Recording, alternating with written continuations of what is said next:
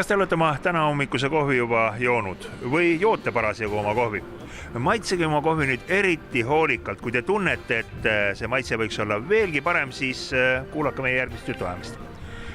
Kuidas kohvimasinat valida selleks, et kohv oleks ikka maksimaalselt hea? Kõigepealt tuleks selgeks teha, et milliseid kohvijooke teile juua meeldib. Kui te tahate erinevaid kohvijooke juua, siis kindlasti minu esialgne soovitus oleks valida endale täisautomaatne espressomasin, mille võib-olla kõige suuremaks eeliseks on see, et kohv valmib alati värskest toorainest. Värskelt jahvatatud kohvioad, värskelt filtreeritud vesi ja värskelt vahustatud piim. On mõni uus või uudistoode ka, millega te siia messile olete seekord välja tulnud? Jah, Jural on sellel kevadel tulnud kohe 2 täiesti uut kohvimasina mudelit. Esimese nimi on siis A5 ja teine on F8.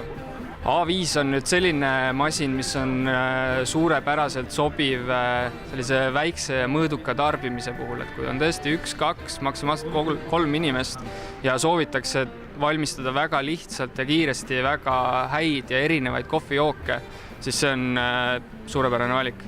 See A5 on uus selle poolest, et tegemist on tõesti nagu ülikompaktse masinaga ja väga energiasäästliku masinaga.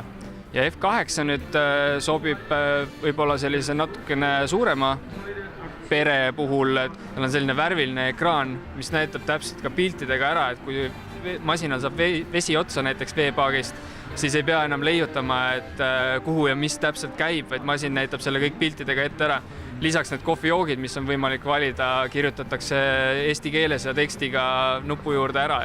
Milline kohvijook eestlastele kõige rohkem peale läheb? Eestlased on ikkagi väga konkreetselt piimakohvi armastav rahvas, et cappuccino, cafe latte, need on selline sensatsiooni tekitanud siin viimastel aastatel kõvasti ja kõvasti. Messil tavaliselt öeldakse välja ka mõni huvitav ja põnev kampaania? Jaa, meil on selline superpakkumine, et mitte ainult messil, vaid ostes kuni mai lõpuni kas siis uue A5 või F8 mudeli ja registreerides oma ostu, siis ühele ostjale loosime raha tagasi. Masinat ostes saab kaasa täpse info, millisesse veebikeskkonda oma ostutšeki number registreerida. Ja teemegi siinkohal väikese kohvi nautimise pausi ning nurgakivi jätkub mõne minuti pärast.